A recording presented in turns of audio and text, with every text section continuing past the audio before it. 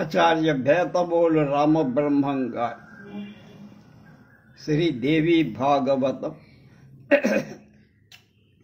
9వ భాగం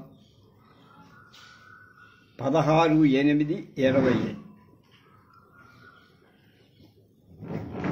దుర్యోధనాదుల జనన ధృతరాష్ట్రాదుల జనన ధృతరాష్ట్ర వాడి తండ్రి అయినటువంటి వాళ్ళ జనన వృత్తాంతాన్ని చెప్పిన తర్వాత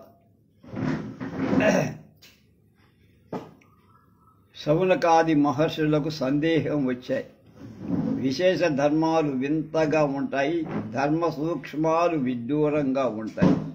సహజం అనుకున్నారు కాబోలు, కానీ కథాపరంగా కొన్ని సందేహాలు వెలిబుచ్చి రౌ మహర్షిని అంటే రోమహర్షి అంటే రోమహర్షుని యొక్క కుమారుడైన సూతుడా శంతన మహారాజు సత్యవతిని ఎలా పెళ్లి చేసుకున్నా? అతడు క్షత్రియుడు, గొప్ప వంశం, పురువంశం. ఈవిడ నిషాదపుత్రి అంటే చేపలవాడి కూతురు. అది కాక భీష్ముడు శంతనుడి కుమారుడన్నావు, గాంగేయుడన్నావు. అంటే శంతనుడి మొదటి భార్య ఎవరు? ఆ కథా కమామీషేమి. భీష్ముడేమో తాను పెద్ద కొడుకు అయి కూడా అన్ని అర్హతలు యోగ్యతలు ఉండి రాజ్యం ఏలకుండా చిత్రాంగదుణ్ణి విచిత్ర వీర్యుణ్ణి రాజుల్ని చెయ్యటమేవి. సత్యవతీదేవి గౌల కులం అంటే వితంతు పుత్రుడు జన్మింప చెయ్యటమేమిటి? అరాచకం వస్తుందనుకుంటే భీష్ముడికి పట్టాభిషేకం జరిపించచ్చు కదా. వంశం నశిస్తుందనుకుంటే అతడికే వివాహం చేయించచ్చు కదా. భీష్ముడి పెళ్ళి ఎందుకు చేసుకోవాలా? భర్తృహీనలకు సంతానం కలిగించడమా అధర్మం కాదా? పైగా అంతటి ధర్మానికి వ్యాసుడంతటి వాడు పాల్పడటమా? ధర్మాలన్నీ తెలిసినవాడు, పురాణాలు రచించినవాడు, వేదాల విభజన చేసినవాడు అంతటి వ్యాసుడు పరభార్యలతో, అందులో సొంత సోదరుల భార్యలను కలవటమా? ఇంతకంటా జుగుప్సితం ఉంటుందా? ఎలా చెయ్యగలిగాడు? శౌనకాదులు తీవ్రంగా స్పందించారు, ప్రశ్నల వర్షం కురిపించారు. పైగా నైమిషారణ్యం పరమ పవిత్రమైన ప్రదేశం, నువ్వేమో వ్యాస శిష్యుడివి, మహామేధావి, సందేహం తీర్చాల్సిందే అన్నారు. వీరి ధర్మ దృష్టికి పట్టుదలకు శుశ్రూష అంటే వినాలనేటువంటి కోరిక, శుశ్రూష అంటే ఉప్పొంగిపోయాడు సూతుడు. చూపుడుగా అందుకున్న గంగా శంతన వృత్త. ఇక్ష్వాకు వంశంలో మహాభిషుడు అనే చక్రవర్తి ఉండేవాడు. ధర్మశీలుడు, సత్యసంధుడు. 1000 అశ్వమేధయాగాలు, 100 వాజపేయాలు చేశారు. ఇంద్రుణ్ణి సంతోషపెట్టి స్వర్గంలో నివాసం పొందారు. ఒక రోజున మహాభిషుడు బ్రహ్మదేవుడి కొలువులోకి సత్యలోకం వెళ్ళాడు. ప్రజాపతిని సేవించుకోవటం కోసం దేవతలందరూ అక్కడికి వచ్చి, మహానది గంగాదేవి కూడా వచ్చి, ఆ సంరంభంలో గాలి తాకిడి ఆమె పైట జారి గమనించినట్టు లేదు. చూడటం తప్పు అని దేవతలంతా అసలే అనిమిషులు చూపులు మరల్చుకొని ముఖాలు దించుకున్న మహాభిషుడు మాత్రం నిస్సంకోచంగా తదేక దీక్షగా చూస్తూ నిలబడ్డాడు. అతడి చూపుల్లో అనురక్తిని గుర్తించింది గంగాది. తాను అనురక్త అయ్యి, ప్రేమ అంకురించి కామమోహిత అయ్యి, సిగ్గుకు సిగ్గొచ్చి పారిపోయి, ఇద్దరూ పరిసరాలు మర్చిపోయారు. ఒకరినొకరు చూసుకుంటూ మైమరచి నిలిచిపోయారు. బ్రహ్మదేవుడి కోపము మత్స్యలోకంలో జన్మించందని ఇద్దరినీ శపించారు. అప్పటికీ ఒళ్ళు తెలిసి ఇద్దరూ కొలువు వదిలి వచ్చారు. మహాభిషుడు భూలోకంలో ధర్మతత్పరులను వెదికి పూర్వంశంలో ప్రతీమ మహారాజుకు పుత్రుడుగా జన్మించాడు. ఆ కాలంలో అష్టవసువులు తమ భార్యలతో కలిసి ఆకాశంలో స్వేచ్ఛగా విహరిస్తూ వశిష్ఠుడి ఆశ్రమానికి వచ్చి అందులో ఒక వసువు పేరు జ్యువు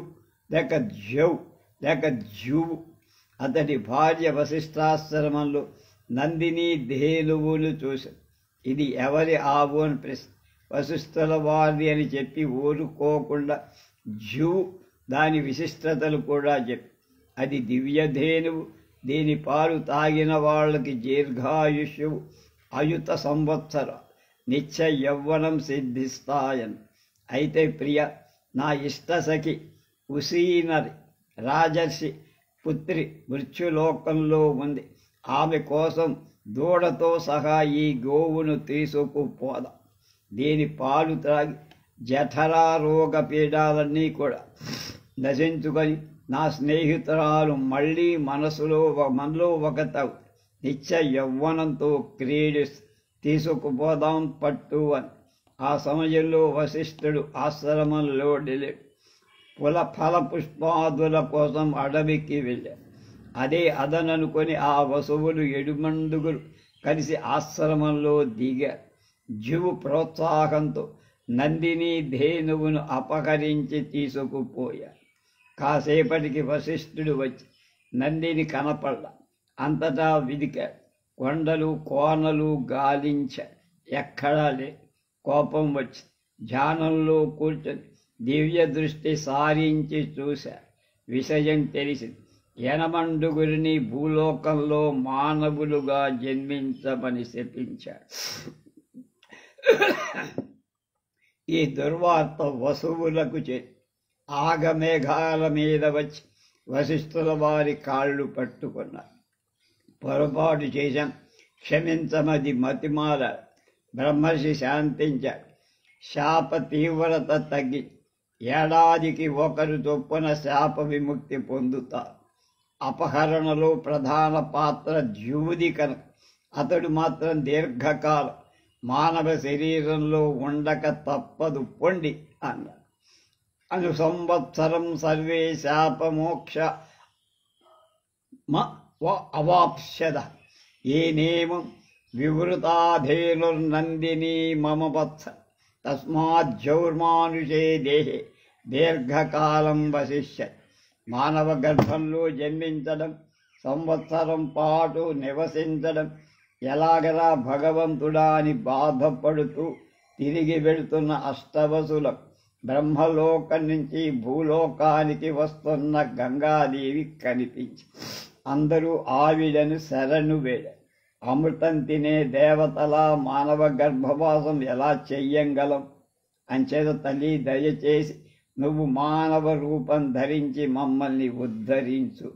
రాజర్షి శంతనుడికి భార్యవై 12 నెలలు మోసి మమ్మల్ని ప్రసవి పుట్టిన వాళ్ళని పుట్టినట్టుగా నీ పవిత్ర జలాల్లో కలిపి, అలాగైతే నీ శాపంతో మా శాపానికి అనుకూలించి మాకు ముక్తి ప్రసాదించిన దానివి అవుతా. అంగీకరించు నదీమ తల్లి అని అభ్యర్థించారు. గంగమ్మ సరే అంది. వసువులు సంతృప్తి చెంది తమ లోకాలకు వెళ్ళిపోయి ప్రతీప మహారాజుకు సంతానం లేదు. పుత్రార్థి అయి గంగా తీరాన సూర్యోపాసన చేస్తున్నారు. తీవ్రంగా తపస్సు చేస్తున్నారు. ఒకరోజు హఠాత్తుగా ఆ నీటి నుండి ఒక సుందరాంగి లేచి వచ్చి ప్రతీపుడి కుడి తోడపై కొట్టి కళ్ళు తెరిచాడు. రుసరుసలావిడి రూప యవ్వన శాతి శుభాంగి, ఎవ్వరివి నువ్వు? నా అనుమతి లేకుండా వచ్చి నా తొడ మీద కూర్చున్నావు. ప్రతీపుడు సౌమ్యంగా ప్రశ్నించాడు. కామించి వచ్చా, స్వీకరించు అంది ఆమె. వరవన్నిని, నేను పరస్త్రీ పరాంగముఖుణ్ణి. పైగా నువ్వు నా కుడి తోడపై కూర్చున్నావు. అది కొడుకో కూతురో కూర్చోలో తగిన చోటు. స్థితా దక్షిణమూరుమ్మి సమాశ్లిష్య చ భామిని అపథ్యానాం శృషాణాంచ స్థానం విద్ధి శుచిస్నది. అంచేత కొడుకు అయితే నువ్వు నాకు కోడలివి అవుదువుగా. నీ పుణ్యాన అయినా నా కొడుకు పడతాడు, సందేహం లేదు అన్నాడు ప్రతీపుడు.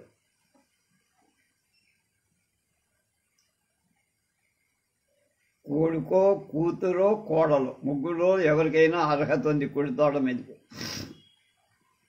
సుందరాంగి సరే అంది, వెళ్ళిపోయి.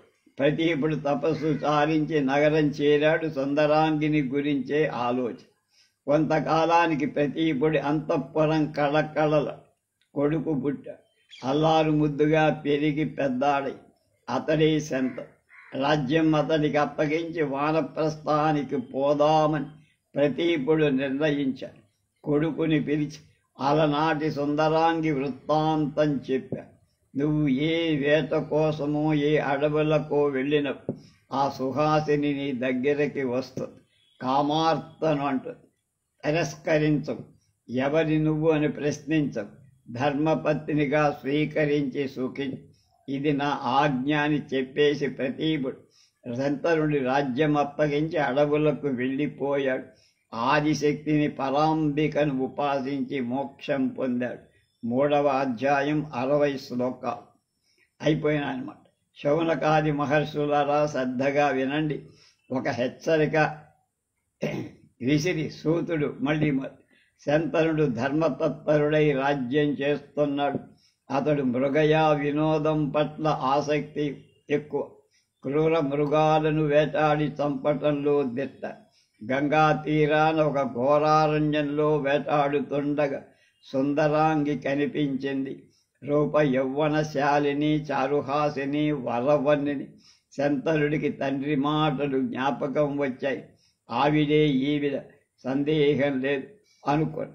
సౌందర్య మధుమాధురి మధురామృతాన్ని కళ్ళారా గ్రోలుతుంది. రెప్ప వేయకుండా చూస్తా. తనివి తేరడల తనువు పొలకించి అణువడువున రోమకూపాలు ఉబికి బిగిసి నిలబడి నిస్సంకోచకంగా తదేక దీక్షగా చూస్తూ నిలబడ్డాడు. అతడి చూపుల్లో అనురక్తిని గుర్తించింది సుందర. అవే కన్నులు, అవే చూపులు, అదే అనురక్తి మహాభీషుడు గుర్తించాడు. సుందరాంగి శంతనుడు మాత్రం గంగాదేవిగా గుర్తించలేకపోయాడు. కానీ మధురంగా సాంత్వనంగా పలకని సుందరాంగి దేవకాంతవ, మానవకాంతవ, నాగ, యక్ష, గంధర్వ, అప్సరసలలో ఏ జాతిని ఎవరైతే నాకేం అదే చిరునవ్వుతో ఇదే చిరునవ్వుతో ఇదే అనురాగం ఇలాగే ఇప్పుడే నాకు ధర్మపత్నివి కా. అతడు గుర్తించలేదని గ్రహించింది గంగ. చెదరని చిరునవ్వుతో బదులు పలికి, నృపోత్తమ, నిన్ను నేను ఎరుగుదు.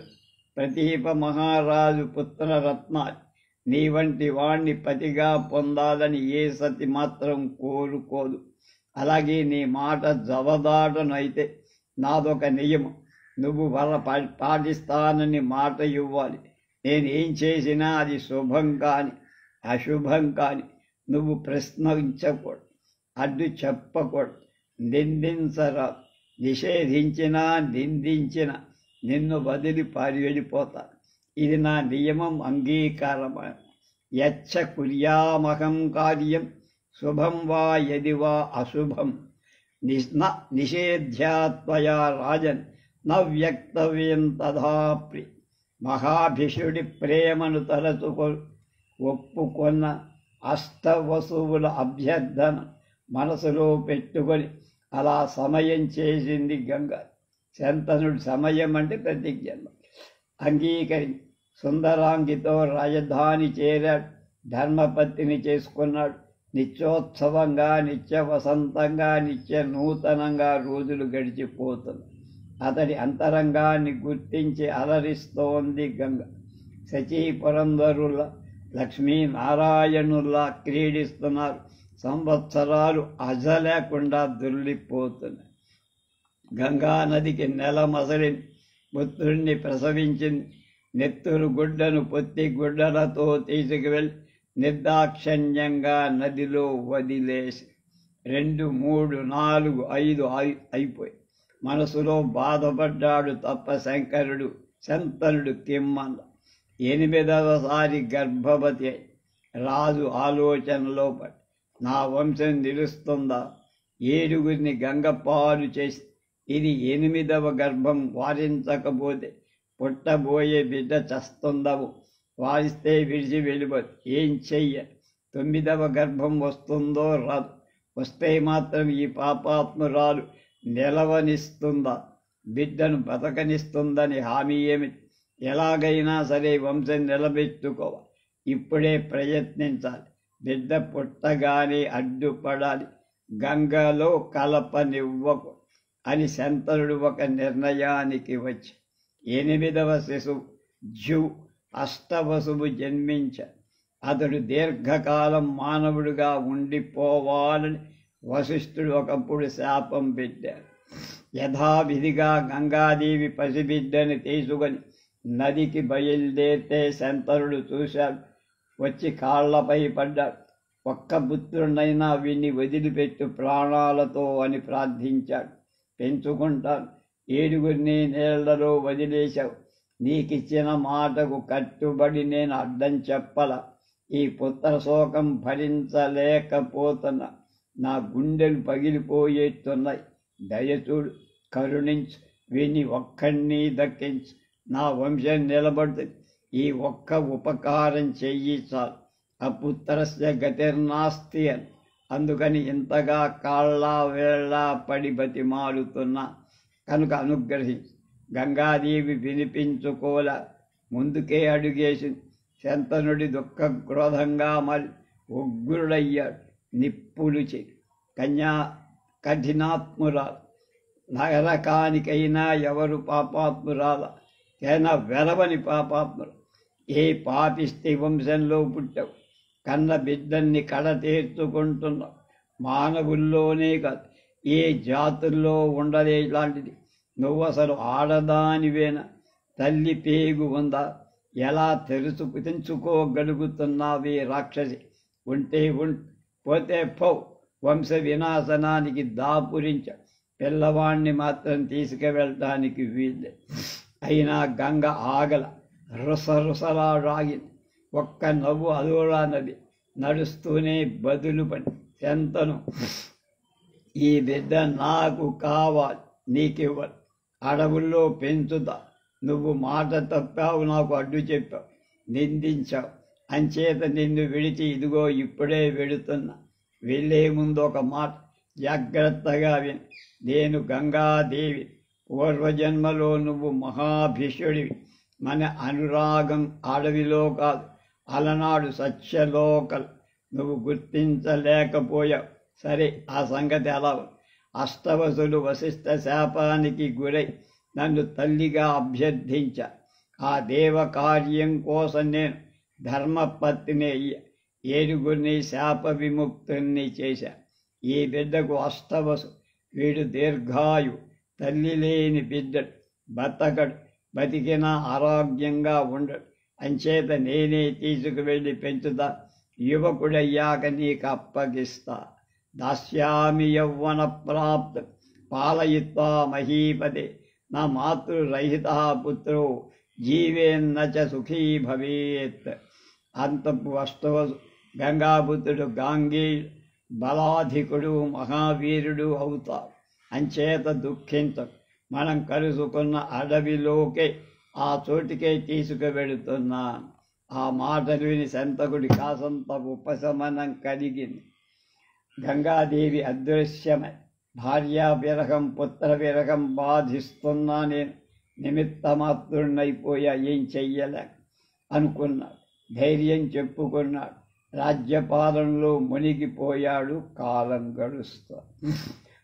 ఒకనాడు వినోదం కోసం వేటకు బయలుదేరాడు. తిరిగి గంగా తీరం అదే అడవి, అదే చోటు ఒక యువకుడు పురద్రూపి ఆజానుబాహు విలువిద్యలు అభ్యసిస్తూ కనిపించి శంతడు గుర్తించలేకపోయా. పాత సంగతులేవి అతనికి స్మరణ లేవు, అన్నీ మర్చిపోయాడు. వయసులో ఉన్నప్పటికీ మన్మధుణ్ణి తలపిస్తున్నాడు ఆ కుర్రాడు. అతడి ధనుర్విద్యా కౌశలం, బాణప్రయోగ లాఘవం మానవ మహావీరులకే కాదు, దేవధానుష్కులకు కూడా అసంభవం. శంతనుడలా ఆశ్చర్యపోతూ నిలబడి తదీక దీక్షగా చూస్తున్నాడు ఆనందిస్తూ.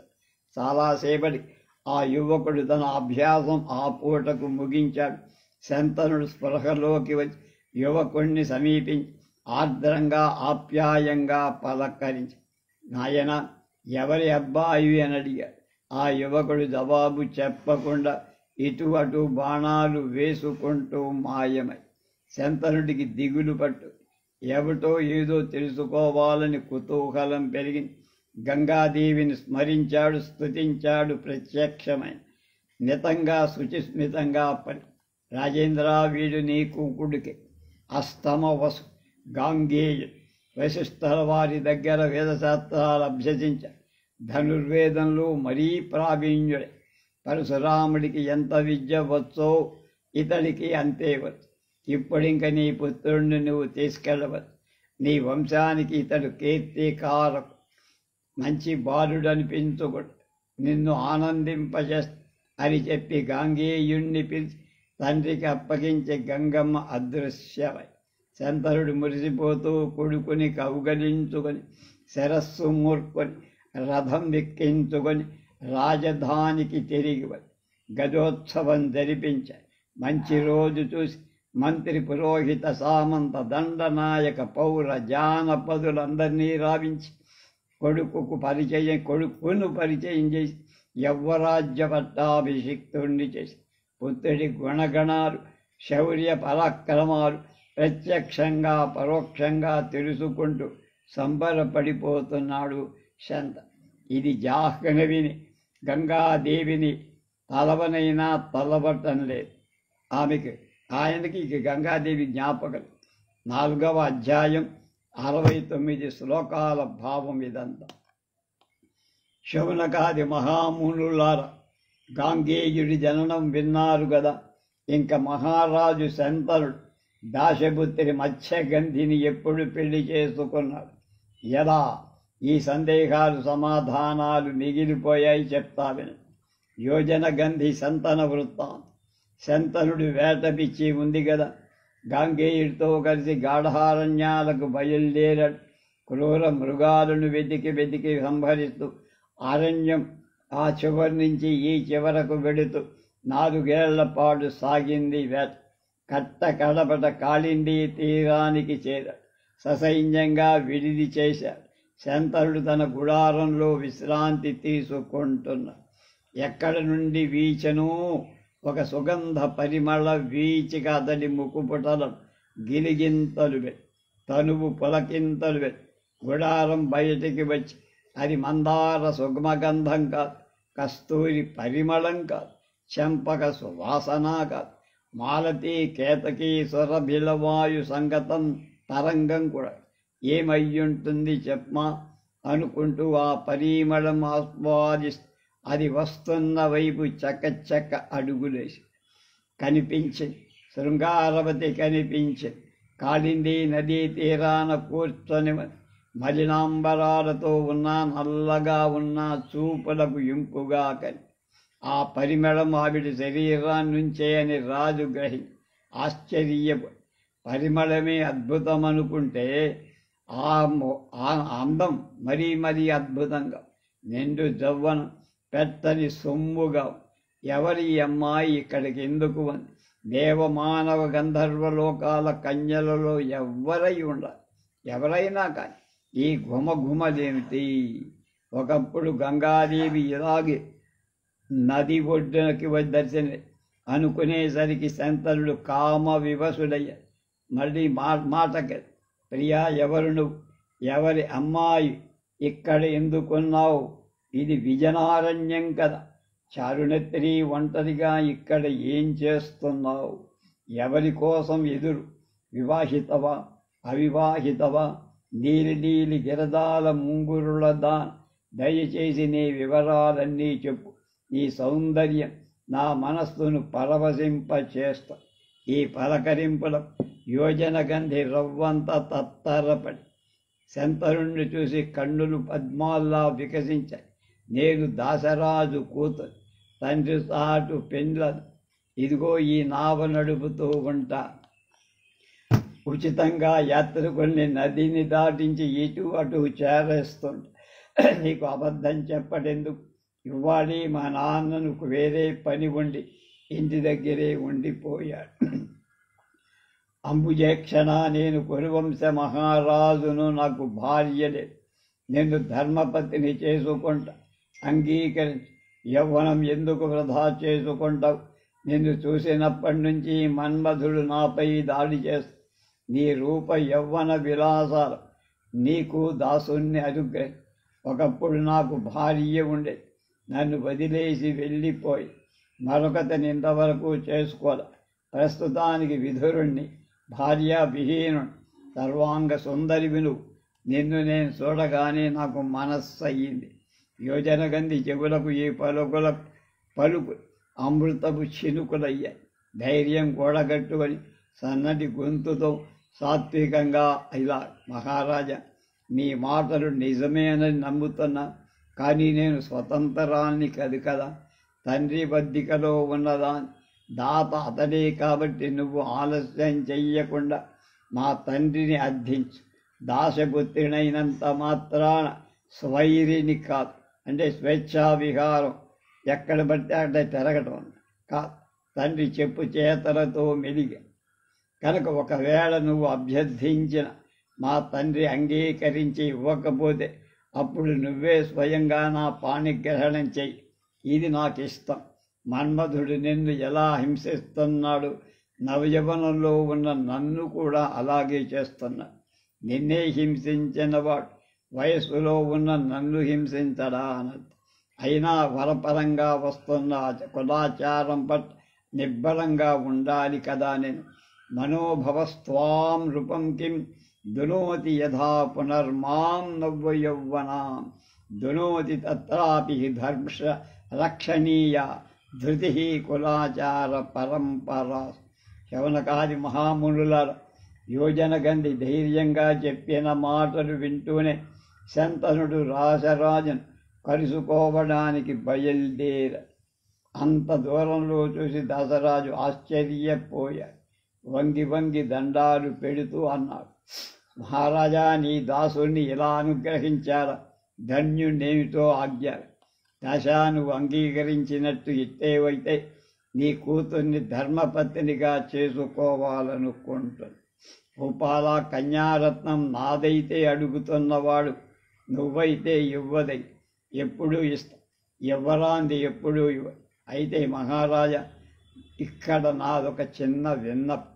ఈ అమ్మాయికి పుట్టే కొడుకు నీ తర్వాత పట్టాభిషిక్తుడు కా, నీ పుత్రుడే అయినా మరొకడెవడు రాజు కాకూడదు. శంతనుడు అవనంలా కాంది అంద ఆలోచనలో పడ్డాడు. గాంగేయుడు తన మనసులో అనుకున్నాడు కనుక మాట్లాడకుండా వెనదిరిగి వెళ్ళాడే కానీ మనసులో లేదు. స్నానం చెయ్యలా, భోంచెయ్యలా, పోనీ అంటే కునుకూలేదు. అదే ఆలోచన. అటు యోజనగంధి, ఇటు పట్టాభిషేకం. చింతాకులుడై దిగులుగా కూర్చున్నాడు. గాంగేయుడు గమనించాడు. తండ్రి, ఏమిటి నీ దిగులు? అజయుడైవి కూడా అజయుడైన నీకు శత్రువు ఉంటాడా చెప్పండి. వాడి వంశం మొత్తం నాశనం చేసి వస్తా. తండ్రి దుఃఖాన్ని తెలుసుకోలేకపోయాక, తొలగించలేకపోయాక, కొడుకు ఉంటే ఏం లేకపోతే రుణం తీర్చుకోవటం కోసమే మీకు కొడుకుగా పుట్టా. విచారించగని విషయం చెప్పండి.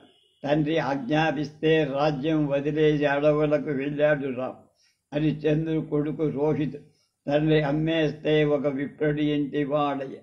అజీగత్తుడి కొడుకు సునస్సేపుడు అలాగే బలి ఇవ్వటానికి సిద్ధపడి యూపస్తంభమే. అతన్ని విశ్వామిత్రుడు రక్షించాడు కదా.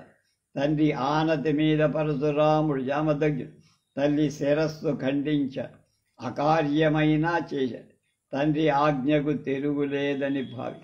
మహారాజా, ఈ శరీరం మీద ఏం చెయ్యాలో చెప్పండి, చేస్తా. సాధ్య అసాధ్యాలను గురించి ఆలోచించకండి. నేనున్నాను. ధనుస్సు ఉంది. నా పుట్టుకైనా చరితార్థమవ్వాలి. మీ కోరికైనా తీరాలి. చెప్పండి, చేస్తా. సమర్థుణ్ణై ఉన్నా కూడా తండ్రి కోరిక తీర్చలేనివాడు కొడుకే అనిపించుకోడు. వాడి జన్మ వ్యర్థం. దేవవ్రతుడు గాంగేయుడు ఇంతగా అడిగి నిర్బంధించేసరికి శంతనుడు కొద్దిగా కదిల. అయినా మనసులో మాట చెప్పటానికి సిగ్గుగా ఉంది. చెప్పక తప్పని పరిస్థితి. క్లుప్తంగా వేగంగా చెప్పారు. కుమారా, నిజమే, దిగులుగానే నువ్వు ఒక్కడివే నాకు పుత్రుడు, వీరుడి, శూరుడి, సంగ్రామ కోవిదు, ఏకపుత్రుడు, ఇంచుమించు అపుత్రుడని పెద్దలంట. పైగా ఏ యుద్ధంలోనే నీకు ఏదైనా జరగకూడని జరిగితే నేను నిరాశ్రయుడైపోను. ఇదే నా బాధ, మరింకేం లేదు అన్న. తండ్రి అసలు సంగతి చెప్పటం లేదని గాంగేయుడికి అర్థమై సిగ్గుపడుతున్నట్లు గ్రహించాడు. మౌనంగా ఉన్నాడు. మంత్రుల్ని పెద్దల్ని పిలిచాడు. నిజం కనుక్కోమని నాకు చెప్పండి అన్న. వాడు వెళ్ళి సంగతి తెలుసుకొని దేవవ్రతుడైనటువంటి గాంగేయుడికి చెప్పి అతడు తక్షణం బయలుదేరి రాసరాజును కలుసుకున్నాడు. ప్రేమగా వినయంగా సంభాషించి, మహారాజా, దాశరాజా, మీ అమ్మాయి నాకు తల్లి అవుతుంది, నేను దాసునవుతూ మా నాన్నగారి కోసం అభ్యర్థిస్తా. శాంతేయ మహారాజుకు పెద్ద కొడుకు నువ్వు, దశరాజంటున్నా. మా అమ్మాయిని మీ తండ్రిగా చేసుకుంటే పుట్టబోయే నా దౌహిత్రుడు రాజు కాదు, అంచేత నువ్వే చేసుకోకూడదా అన్న. త్వం గృహాణ మహాభాగ పత్నీం కురు నృపాత్మ పుత్రోస్యానభద్రే భవేద్రాజ వర్తమానే త్వయీతి. రాజా, కుదర. మీ అమ్మాయి నాకు తల్లి కావాల్సింది. నేను రాజ్యం చెయ్యను. పుట్టబోయే తమ్ముడి కోసం పట్టాభిషేకం జరిపిస్తే అతడే రాజ్యపాలకుడు. నన్ను విశ్వసి. దేవవ్రత, నువ్వు చెప్పింది నమ్ముతా, నీ మాట కూడా నమ్ము.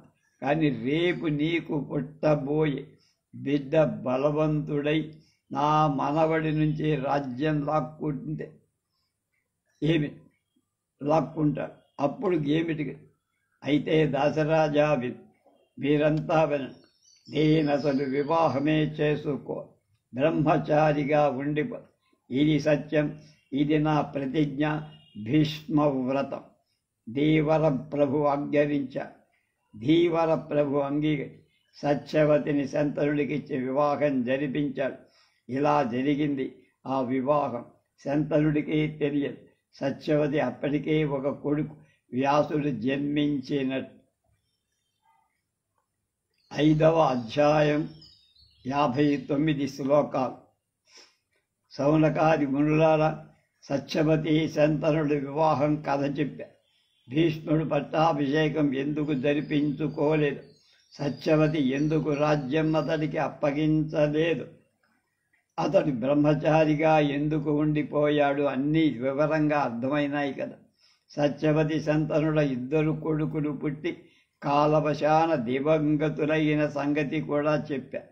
దేవర న్యాయంతో వ్యాసుడి వద్ద అంబికకు చిత్రాంగుడి వితంతు పుట్టిన పుట్టుగుడ్డి.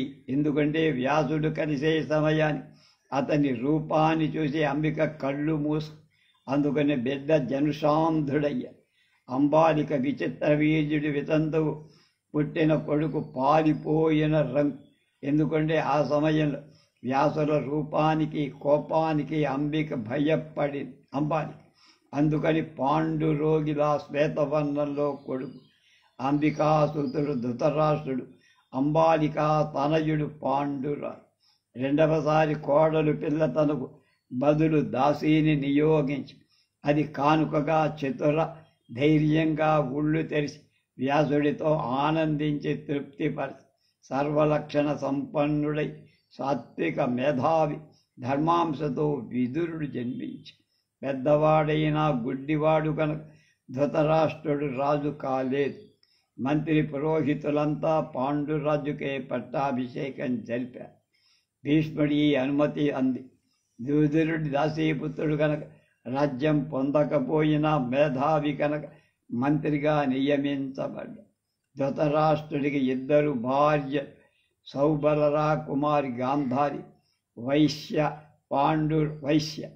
పాండురాజుకి 2 శూరసేన రాజకుమారి కుంతి, మద్రదేశ రాజపుత్రి మాద్రి. గాంధారికి 9 కొడుకులు, వైశ్యకు ఒక్కడే కొడుకు, అతడే యుయుత్సుడు.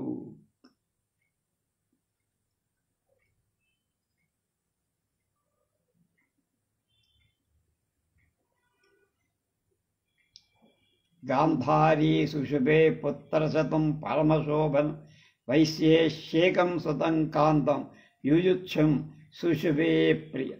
కుంతి వివాహం కాకముందు కన్యగా ఉండగానే సూర్యుడి వల్ల కర్ణుడికి జన్మనిచ్చింది. తర్వాత పాండురాజును పెళ్ళాడు. సూతుడు ఆ మాట చెప్పేసరికి శౌనకాదులు అదేమిటయ్యా అని ఆశ్చర్యపడ్డాడు. నింగిలో సూర్యుడు నేల మీద కుంతిని ఎలా కలిసి బిడ్డ ఎలా పుట్టాడు సవిస్తరంగా చెప్పమన్నారు. సూతుడు చెప్తున్నాడు. కర్ణవృజ్జన్మం. మహర్షులారా, సూరసేనుడి కూతురు కుంతి. ఆవిడ బాల్యమంతా కుంతి భోజుడి ఇంటిలో ఆట పాటలతో గడిచి అక్కడికి వచ్చే మునులకు అతిథులకు ఉత్సాహంగా పరిచర్యలు చేస్తూ ఆ బాలిక అందరి ఆశీస్సులు పొంది. ఒకప్పుడు దుర్వాసుడు అక్కడికి వచ్చి చాతుర్మాస్య దీక్ష జరిపాడు. 4 నెలలు సేవలు చేసి ముని సంతోషించాడు. వెళుతూ ఒక మంత్రం ఉపదేశించాడు. దీన్ని జపించి నువ్వు ఏ దేవతకు స్మరిస్తే అతడు ప్రత్యక్షమై నీ కోరిక తీరుస్తా అని చెప్పాడు. ముని వెళ్ళగానే ఆ పసికోన తన గదిలో కూర్చొని మంత్రశక్తిని పరీక్షించడం కోసం ఏ దేవతను పిలుద్దామా అని ఆలోచించి అప్పుడే సూర్యుడు ఉదయిస్తూ కనిపించాడు. అతడినే పిలుద్దామనుకు మంత్రం జపించి స్మరించి సూర్యమండలం నుంచి మానవ రూపం కుంతి ముందుకు వచ్చి నిలబడింది. అంతిమంతంగా ఉన్నాడు, మృదువుగా ఉన్నాడు, చూడటానికి హాయిగా ఉన్నాడు. కుంతికి ఆశ్చర్యం, ఆందోళన. సూర్యుడేమిటి ఇలా రావటమే భయంతో గడగడ క్షణంలో ప్రథమ రజస్వల అయింది. తేరుకోవడానికి కొన్ని నిమిషాలు బట్టి సూర్యుడికి నమస్కరించి, తేజస్వి, నీ దర్శనంతో సంప్రీతి చెందా, ఇక చాలు, నీ మండలానికి వెళ్ళిపో. కన్యక, ఈ మాత్రానికి అంతటితో మంత్రి శక్తితో నన్ను అసలు ఎందుకు పిలిచి నన్ను సేవదీసుకుంటే ఎలా, నన్ను సేవించనంటే ఎలా? కాటుక కళ్ళుల చిన్నదాన, నీ పట్ల నాకు ప్రేమ భావం అంకురించి కామార్తున్నయ్య, సేవించుకో. మంత్రాధీనుణ్ణి అయి వచ్చా, నేను సన్నిధిలో నిలిచాన. సర్వసాక్షి, నేను కన్యక, నీకు ధర్మాలు తెలుసు, దండం పెడతానయ్యా, దయచేసి వెళ్ళిపో. ఉన్నత కుటుంబంలో పుట్టా, అపవాదు సేవ. నీ పరిస్థితి ఆలోచించు. నా పరిస్థితి వృధాగా వెళ్ళిపోతే సిగ్గు సేగరం లేదంటారు దేవతలు, గేల్చేస్తా. నేను భరించలేదు.